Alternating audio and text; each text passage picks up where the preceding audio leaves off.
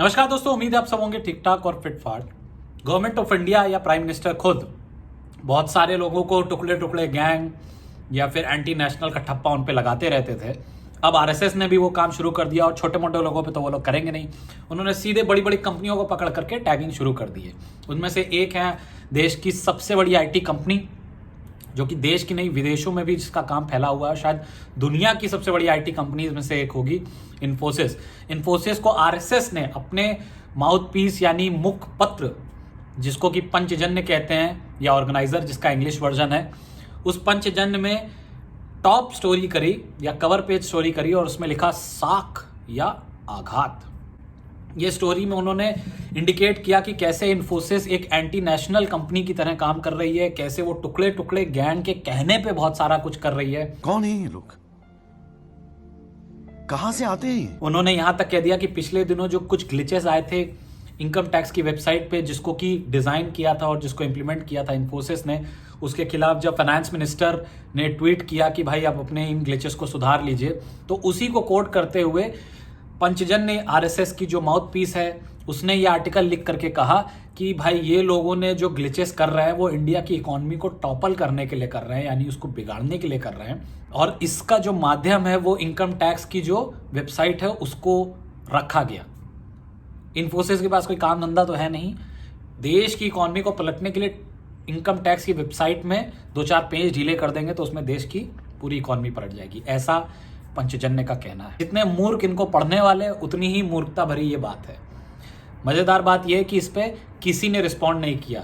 News articles की माने तो किसी भी मिनिस्टर ने या किसी भी कैबिनेट मिनिस्टर ने इसको डायरेक्टली रिस्पॉन्ड नहीं किया कि हाँ भाई वाकई ये एंटी नेशनल एक्टिविटी है जो इन्फोसिस कर रहा है। और इन्फोसिस एंटी नेशनल एक्टिविटी करने का मतलब है कि उसके फाउंडर्स एंटी नेशनल एक्टिविटी में लिप्त हैं। नारायण मूर्ति उनके एक फाउंडर हैं, आप उनकी जीवनी पढ़ लें, उनके बारे में जान लें तो ही शायद पंचजन के एडिटर शर्मा करके पानी में डूब जाएंगे। इनके दूसरे को फाउंडर नंदन नीलेकनी हैं। ये वही हैं जिन्होंने आधार जैसे जो सिस्टम्स हैं उनको इन देश में इम्प्लीमेंट करा, यानी उसकी पुरजोर हिमायत कराई गवर्नमेंट के सामने, और उसके बाद फिर उसको इम्प्लीमेंट भी कराने में पूरी तरह से व्यस्त रहे। गवर्नमेंट ऑफ इंडिया ने उनको ऑनबोर्ड किया उसको इम्प्लीमेंट कराने के लिए, और भाई साहब कह रहे हैं कि वो एंटी नेशनल हैं। नंदन नीलेकनी का जो एंटी नेशनलिस्ट रूट अगर कहीं से आना है, अगर वो कहते हैं तो वो यहीं से आ सकता है कि बैंगलोर में किसी जमाने में उन्होंने कांग्रेस की टिकट पे इलेक्शन लड़ा था, तो इस वजह से शायद इससे उन्होंने इतना ही पढ़ लिया होगा नंदन नीलेकनी के बारे में और उसको एंटी नेशनल करार दे दिया। वैसे मुझे तो ये भी नहीं समझ में आता कि भाई ये एंटी नेशनल गैंग या टुकड़े टुकड़े गैंग इतना पावरफुल है तो मोदी जी 7 साल से कर क्या रहे हैं? मतलब उनको एक पूरा इलेक्शन बीत गया, 5 साल में टुकड़े टुकड़े गैंग खोजते रहे और पकड़ के जेल में किसी को नहीं डाल पाए। उसके बाद अब जब टुकड़े टुकड़े गैंग उनकी पूरी इकोनॉमी को डिस्टेबलाइज कर रहा है तो भी मोदी जी कुछ नहीं कर पा रहे हैं। तो भैया जब 7-8 साल से टुकड़े टुकड़े गैंग इनके हाथ में नहीं आ रहा है तो देश की सुरक्षा को कैसे संभालेंगे? ये टुकड़े टुकड़े गैंग आखिर है क्या चीज जो देश की इकोनॉमी पे भी वार कर देता है, देश की सिक्योरिटी पे भी वार कर देता है और कोई इनको पकड़ नहीं पाता? और जहां कुछ गड़बड़ होता दिखता है तो वो टुकड़े टुकड़े गैंग है। एक खुफिया तंत्र है जो किसी के हाथ में नहीं आ रहा है, लेकिन वो है, वो वैसा ही है जैसा भूत आया भूत आया। इसको सुन करके बच्चे डर के सो जाते हैं। सेम वही कहानी है, जहां पे इनको कुछ नहीं मिलता वहां भूत आया भूत आया। अपनी इकोनॉमी को संभाल नहीं पा रहे हैं, रोज के रोज बेरोजगारी बढ़ती जा रही है, प्राइसेस आसमान छू रहे हैं। एलपीजी की बात कर लो, डीजल की बात कर लो, पेट्रोल की बात कर लो, सब लोगों की पहुंच से बाहर हो गया है।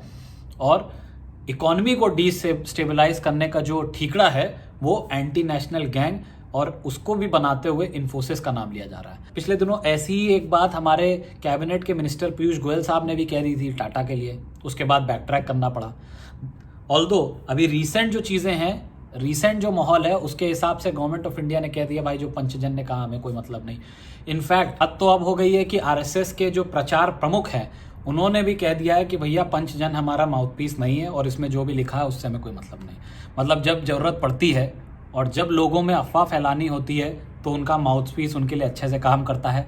जब वापस देश की तरफ से थू होने लगती है कि इन्फोसिस जैसी कंपनी जिसने इंडिया का इंफ्रास्ट्रक्चर, आईटी इंफ्रास्ट्रक्चर बनाने में एक प्रमुख भूमिका निभाई, तो उसके खिलाफ जब माउथपीस कुछ गड़बड़ सड़बड़ लिख देता है तो जिम्मेदारी लेने से ये लोग बिदक करके पीछे खड़े हो जाते हैं।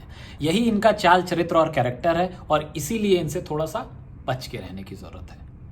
आपको क्या लगता है इसको कमेंट बॉक्स में लिख करके बताएं। अगर वीडियो अच्छा लगा तो लाइक करें, शेयर करें और चैनल को सब्सक्राइब करें।